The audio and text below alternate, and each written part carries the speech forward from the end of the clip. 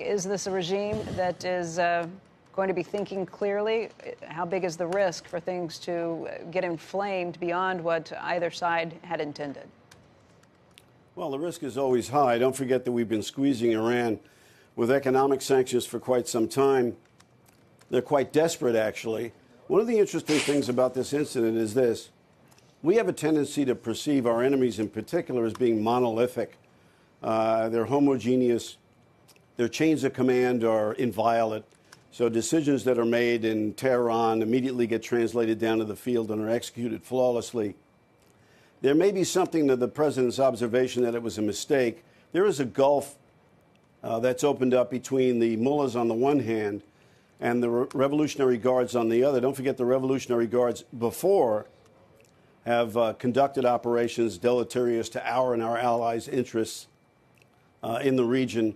And there's some evidence to indicate that that was not ordered from Tehran. So it's entirely possible that the Revolutionary Guards undertook this and other operations without Tehran's approval. If that's the case, what is the measured response? It would have to be directed towards the Revolutionary Guard, or do we write this off as a mulligan? Maybe a little bit of both. What's really interesting is that we didn't respond immediately. You know, we have the capability of seeing exactly where the strike comes from as the strike is being unleashed from the ground. And we have protocols that call for counter battery fire immediately on that target. And we didn't do it when this occurred. That would indicate that our control of our own fires in there, the rules of engagement in the region were such that we decided that we were not going to necessarily respond, and that we're going to give ourselves time to figure out what actually had happened and who had done it. But our response, we assume, is going to be a military response, and that's probably not going to be the case. Among other things, this is probably a mobile launcher, and it's gone by now. And we have been very successful with economic sanctions, and we're probably going to do more of them.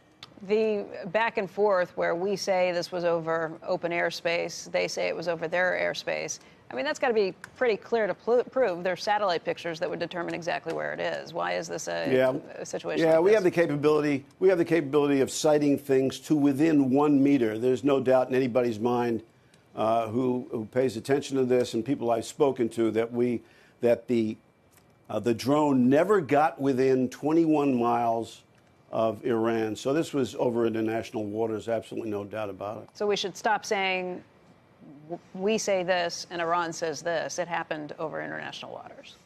Yes, it was over international waters, and I got it confirmed from a number of people I spoke to. John, let's talk about the impact on the energy market, what we've seen to date. Oil prices up significantly from where they were 2 weeks ago. Yeah, but something of a measured response. I mean, we are only at $57 a barrel.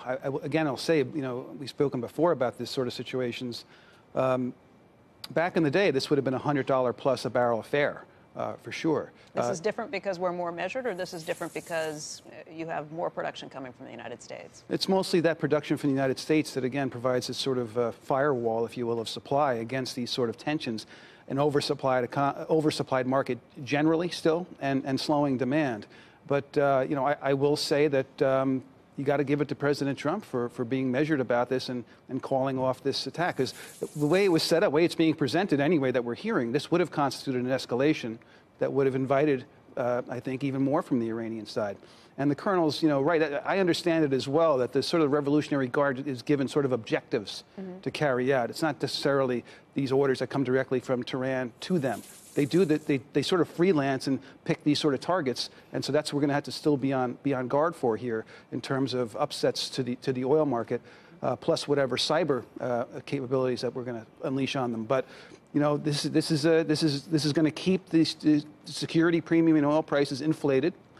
If there is another step forward here in terms of an attack from either side, we will go off to the races. The oil market's only going to sort of forgive all of this for a limited amount of time here, in my view, going forward.